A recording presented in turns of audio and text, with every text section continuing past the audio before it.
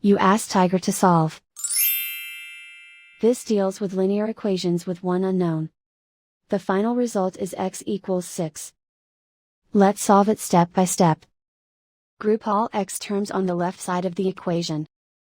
Subtract 7x from both sides. Group like terms. Simplify the arithmetic. Group like terms. Simplify the arithmetic. Group all constants on the right side of the equation. Subtract 55 from both sides. Simplify the arithmetic.